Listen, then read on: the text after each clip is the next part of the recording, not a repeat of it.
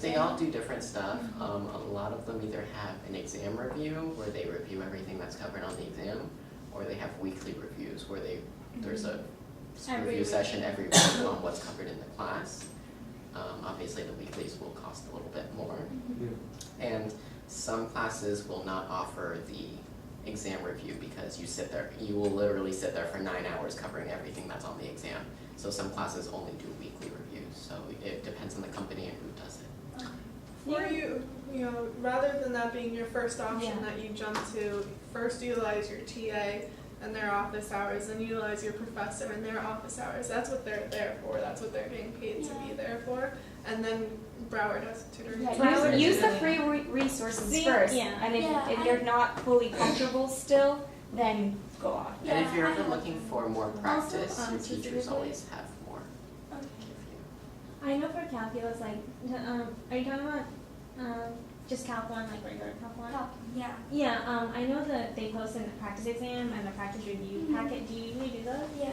Because, like, they're usually very similar. Like, I didn't realize that until later. Like, I would ignore them, Yeah, for the first exam it was, but I looked at it for the second exam. Like, I went to the office hours and everything, but it's still. Yeah.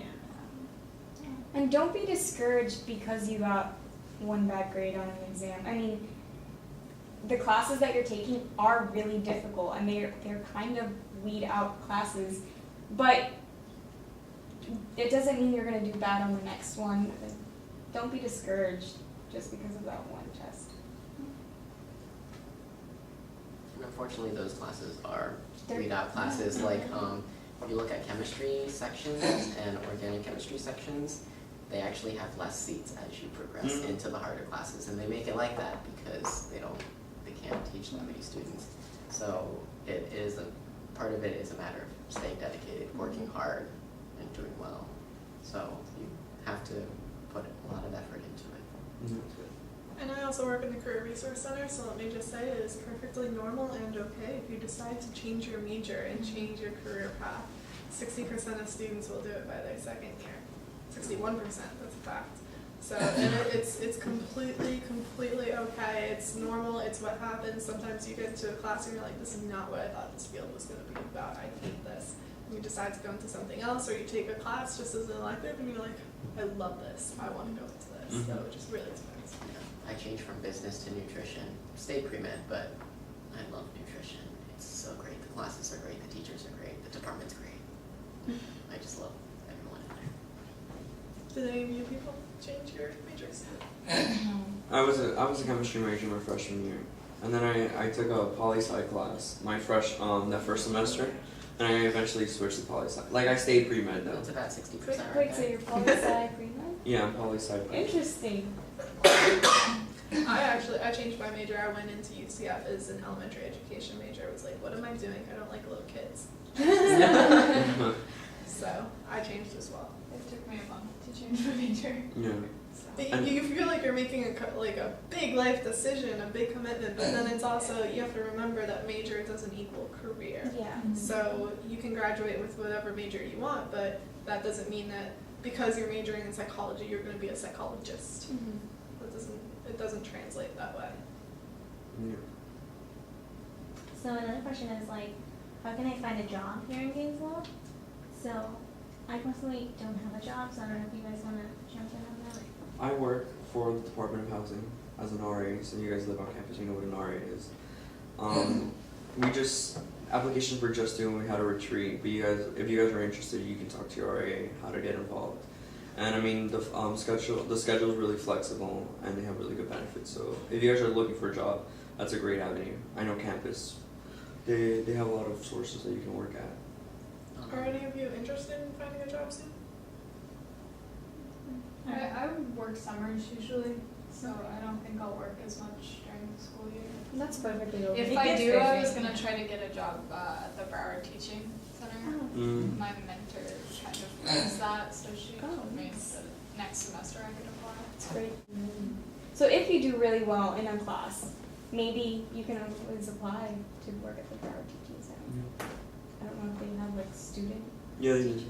Yeah, I thought they were. Yeah, I don't think there's a. As long as you got an A or a B in the course, course at a college level, I think. Oh, okay. Oh, You wow. can tutor the course. I got my job through a connection, research connection, job connection. I knew someone who owned a local coffee roaster here, so I actually work for them now. What's that face for? But I work for a local coffee roaster here, so A coffee roaster? yeah. So they What? bring in the bean screen and Roaster. they roast Yes. the beans. That's what it is. Yes, we need to connect. Okay, we'll talk. But yeah, and so on Saturdays I actually work at the Hale Farmers Market and I sell coffee beans there. Oh, okay. I was hearing it completely wrong. I thought I heard coffee roaster. I'm like, is that like a new no type coffee of like the coffee Roast- machine, please? Or something? The roasting coffee. roasting coffee, like the beans. That's a good name for a coffee. But Coffee. yeah, so I work at the Hale Farmers Market, and I'm not usually an early riser, but I actually love that job. It's a great environment. Farmers markets are kind of cool in Gainesville. If you haven't been to one, it's kind of a neat little vibe. Everyone's really happy, and it's a great one. There's one Wednesdays at Hotel Plaza downtown. There's 2 on Saturdays, one at Hale Plantation, which is a little bit further away, and one on the north side of town, the Alachua County Farmers Market. But, that's How do you get there? I You would have a car? I do have a car. So, Do any of you have your cars up here? I do. Buses will be your best friend. buses do go down to the Wednesday one downtown. It's Wednesdays from 4 to 7. Yes, it's in the afternoon. I've never not having a car. I've gotten lost in the middle of the night. It's a struggle. It's horrible. Call your roommate. That campus struggle. My roommate doesn't have a car. You mean Wait, on so the you bus? live off campus That's- but you don't have a car? Yeah. That's when you It's befriend tough. someone with a car. That was my best friend in my freshman year. I was their chauffeur. But it's okay. That's why you meet friends. But the buses here are pretty reliable. No. Yeah, I for the think most they run part. pretty late too. Yeah. They do run pretty late. Just don't go out to the Walmart on Waldo, no matter what you do. In the middle of the night, that's a big I think no. even the one on Archer is sketchy. Oh, at night? Yeah. Yeah. Yeah. She has personal experience. You can talk to her later. I have my car, but I really use it just to go home. So I use the bus Okay. everywhere else, like to Yeah, buy that's, groceries it's and definitely stuff. convenient. You can't park anywhere. Yeah. Yeah. Well, I have junior parking, so I can park right behind my dorm. But the spot is always gone when I come Oh, back, yeah. so it's not Always. it's not very good to move it. The Walmart on 34th, like north The new one. 34th, the new one that just, well, it's not new to them, but just keep driving north on 34th and you'll see it. It's about 15 minutes away. They just opened it like in the spring, so Oh, it's I've still never really heard of that. nice. And a lot of their carts actually still work. So that's really nice.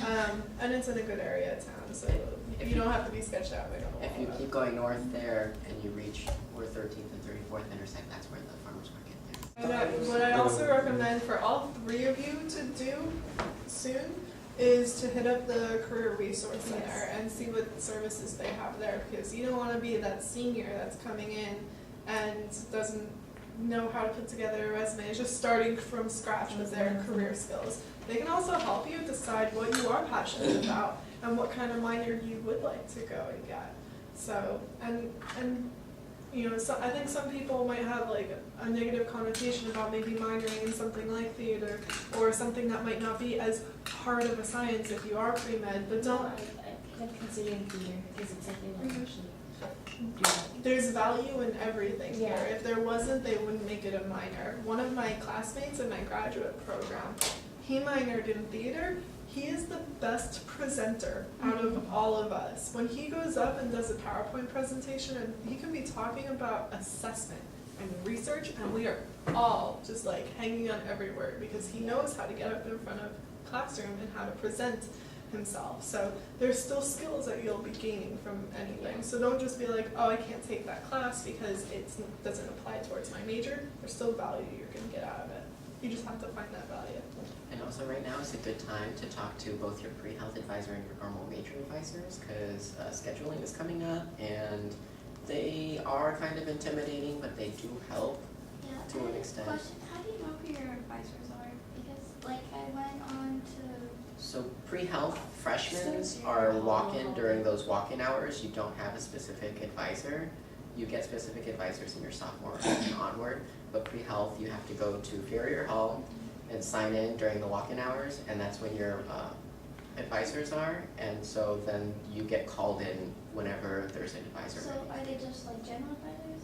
For So, pretty much because most pre-health freshmen take the classes, those similar classes, they're gonna be in the liberal arts and science college advising, so they know what you need to take and they can advise you on what pre-health classes you need to take. Now in regards to your major, you're gonna need to make another appointment or walk in to see your major advisors and see how you can blend the two schedules together. Like for me, I have to talk to my nutrition major advisor who knows, because she does a lot of pre-med students, she knows, you know, what classes generally students take, and your advisors can work with you with that. Yeah, because I am a nutrition major, but I think I want to change to biology. So would I Okay. go talk to my nutrition advisor or? For the most part, you're not really taking many nutrition classes in your Yeah. freshman year, I so would go to the general. you can talk to your general pre-health advisor, because you're, for the most part, you're still taking your gen ed courses to graduate, as well as your pre-health classes. So your pre-health advisor can help you with that, but also you can talk to the biology advisor. They're at the about same switching. place actually. Yeah, they're Yeah, the I'm a same. bio major and the pre-health and the bio advising at both. It's all the College of Liberal Arts and Sciences. So. I'm in Cal's. Yeah. Yeah, not Oh, College of okay. Agriculture and Life Science. So You're the would I college. still go to the pre-health? Yeah. It's Farrier Hall. It's the same. Okay. Yeah, just go to Farrier Hall, 100. sign in, they'll take care of you. Do you have any Yeah. questions about registration? Because I know that's kind of approaching. Yeah, some of fast. Do you know how to act holds, check to see how to release the holds, make sure your registration prep, workshop. your registration prep, your alcohol awareness workshops that need to be done before you can register. We only did it once, right? You only do it once. Oh. It takes like 5 minutes. Jennifer, you're It's still on right. ISIS, you have to sign in, and it'll say you have a hold before you can proceed. On your right hand side. Yeah. The alcohol Do you awareness know is who on the the right hand side. criminology Registration course prep, go No, through I it, saw it'll confirm like, who I guess was just a general update your advisor, addresses and when I phone numbers switched my and major. stuff. And I But have it another says appointment registration for prep next on the week side, to on the kind left, of like so just decide. click on I can that give and you it'll his tell you what you name, need to do before you can and register. I don't know his exact office number. Where is Farrier Hall?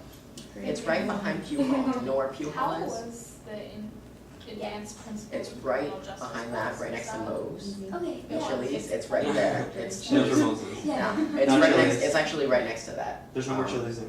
Oh. Okay. Oh, okay, my bad, I'm old. Introductory course. It's UF campus map will take Because you I'm there. taking- It's very good map.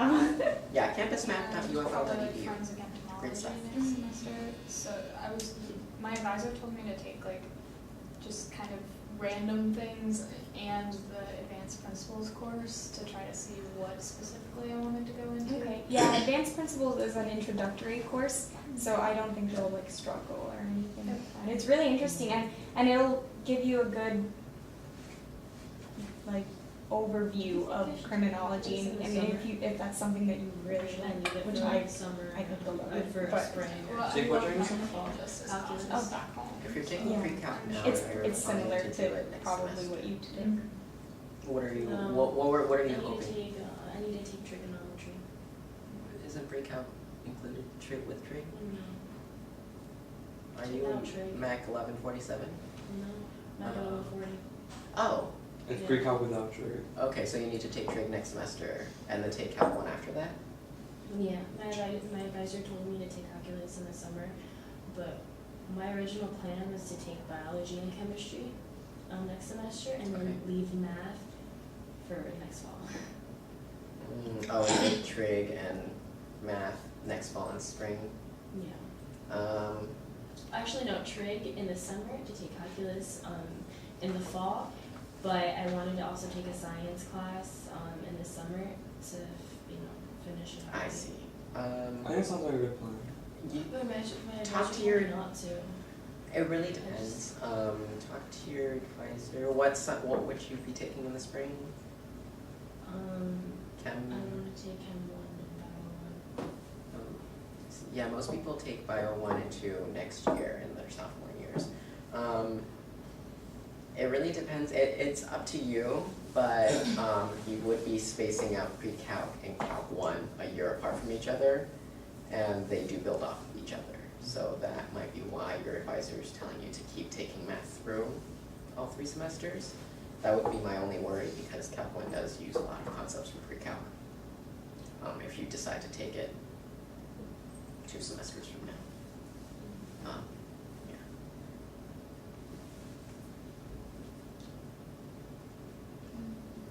Any other questions from you guys before we? Any general Yeah. questions, like studying? or- Yeah, not really.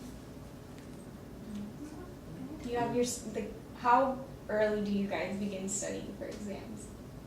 Because I can half usually. Yeah, A year and a half, that's good, yeah. Because I think that's like the hardest thing to get used to. You know, you probably only have 1, 2, maybe 3 exams in your classes. So it is hard that, it's difficult because if you mess one up, it could hurt you. But if you start studying earlier in advance, covering the material, it definitely helps.